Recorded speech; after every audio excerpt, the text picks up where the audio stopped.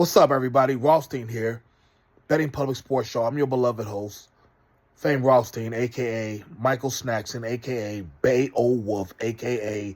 Malcolm Excellence, a.k.a. Hacksaw Jim Thuggin. Today's Tuesday, October 11th, 2025, Veterans Day in the United States of America. All right. Actually, it's Monday the 10th, but, you know, like most of you will be seeing this on Veterans Day because I'm cutting this video so late. Off top, let me just say this right now. Fuck Michelle Beadle. You rancid bitch. Yes, I'm using improper, just everything. I don't care. Pardon my misogyny. Pardon my language, but fuck that bitch. We're not finna insult Stephen A. Smith. We don't allow that on this channel. Never met the brother. Never been in his presence. Never met him. Nothing. Probably never will probably never be in a room with him or his people. Anything. But I do respect the fact that this podcast game is partly because of him.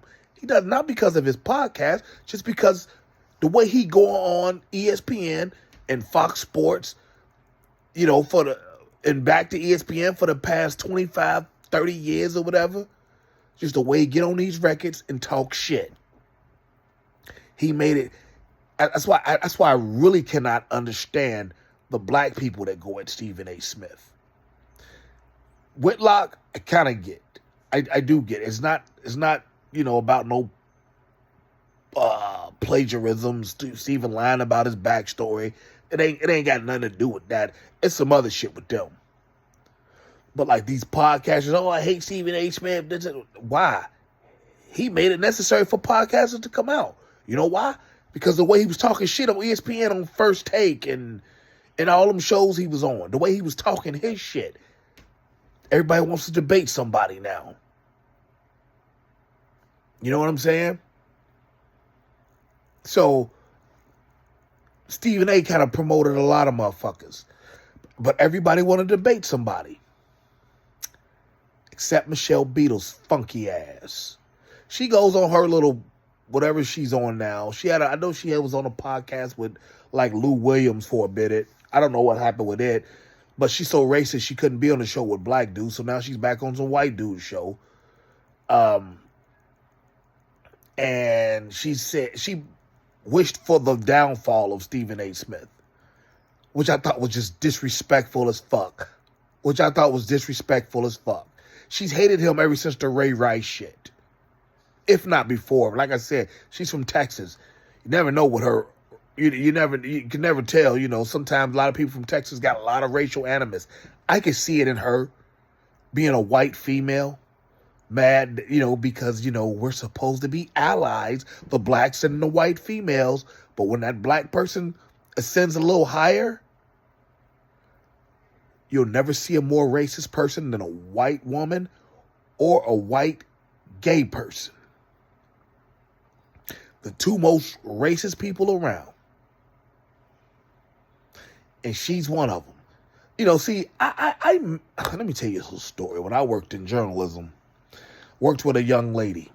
I'm not gonna tell you I'm not gonna tell you her name, but you know, we were both like, this is our first, both of us. These were our first full-time beat jobs. These were both.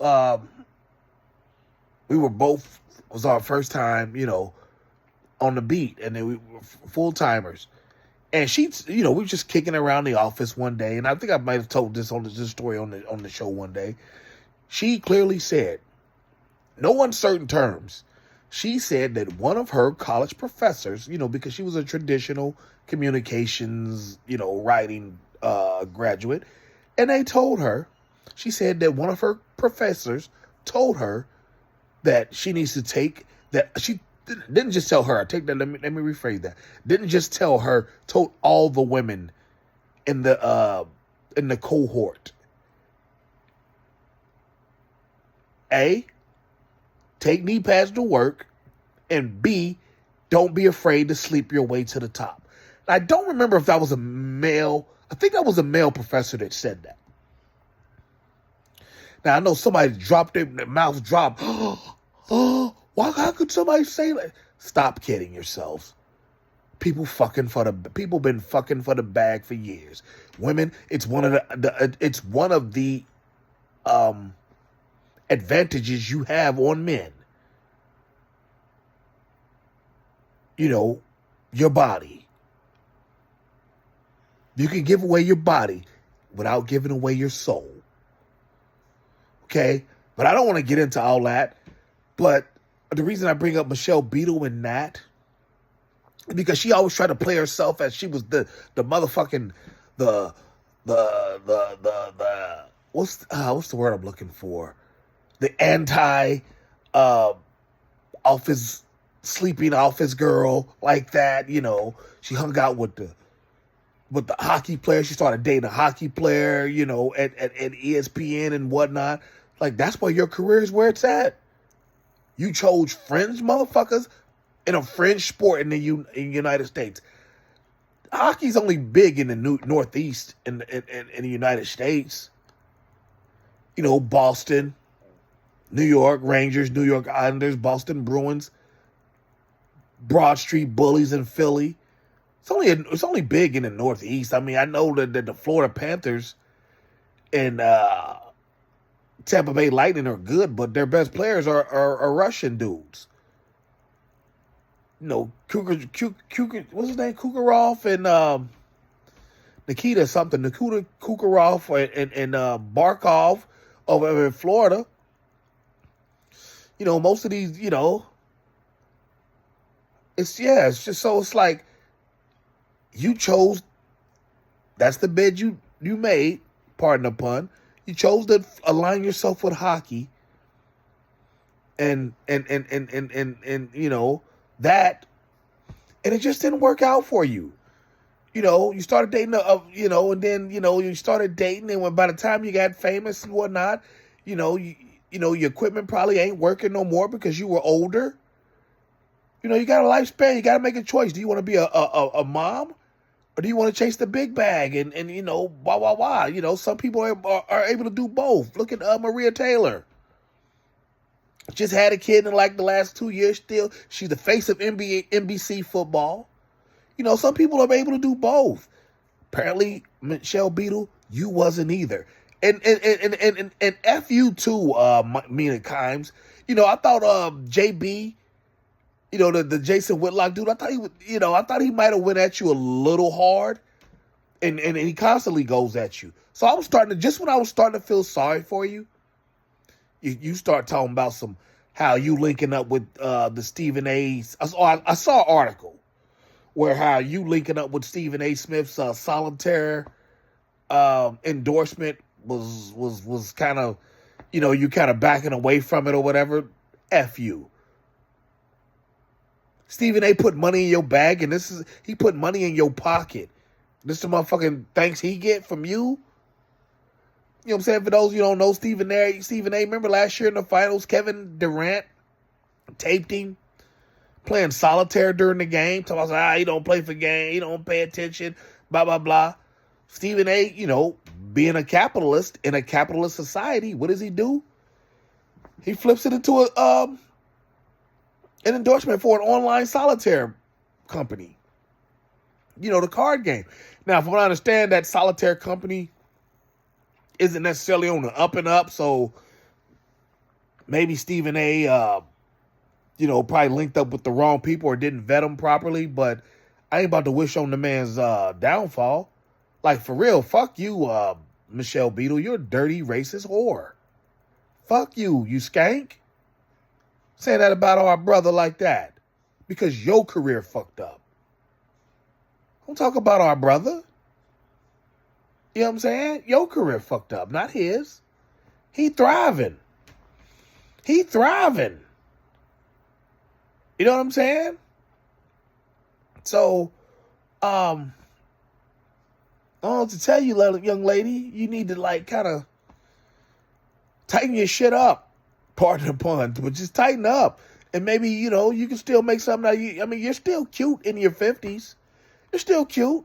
Yeah, and yeah, that's the only drawback for women in broadcasting is that they have to be cute.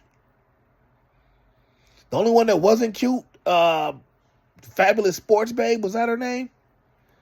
Like she was like the only one, and like it didn't last long on ESPN too. Like she's, it is what it is. It's a double standard because it's two different sexes. If there was a legitimate third species out there, they would be in it too. Third sex, whatever. But for Michelle Beadle to insult our brother, we're not going to stand for that. That on this channel, we respect Stephen A. Smith. We recognize the hustle. Guarantee you, when he got out of college, from Temple or wherever he went to college at, I guarantee he did not expect to make $20 million a year in broadcasting. Because he wasn't a broadcaster. He was just a print writer. Then those lanes started merging through ESPN and, what they say, luck is when preparation meets opportunity. He was prepared and the opportunity came. There he is.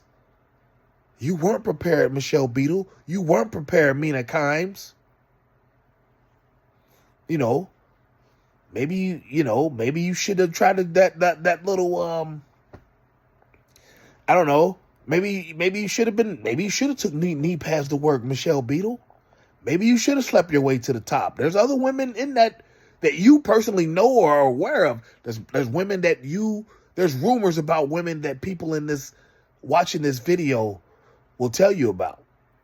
Or there's women you've heard about that slept their way to the top. I mean, I'm not going to put none of their names out there. They're out. The names and rumors are out there. You can go look them up. You know what I'm saying? Michelle Beadle tried to act like she was had so much conviction and just wasn't on it like that. No, she just wasn't fucking niggas. She started fucking that hockey player that I forgot his name, but he was at ESPN with her, and it didn't work out. Hockey didn't work out. ESPN don't need you. You know what I'm saying? And you're kind of you're not real good in your with the coworkers and whatnot. It's easy to riff you. Reduction in force. But let me hop off of here. I didn't want to talk about that skank all that damn long. I can't stand Michelle Beadle. Like I said, you disrespect Stephen A. Smith. There's a good chance I'm going to do a reaction video like I just did. But like and subscribe if you want to see something like that. Like and subscribe to the channel. Leave comments. Let me know. Is Michelle Beadle out of order? Was that college professor telling those women, don't be afraid to sleep your way to the top, take knee pads to work? You know what all that means. Was he out of order for telling that to a bunch of college-educated women? Let me know what you think in the comments, all right? And I'll holler back at you soon. Be well. Peace.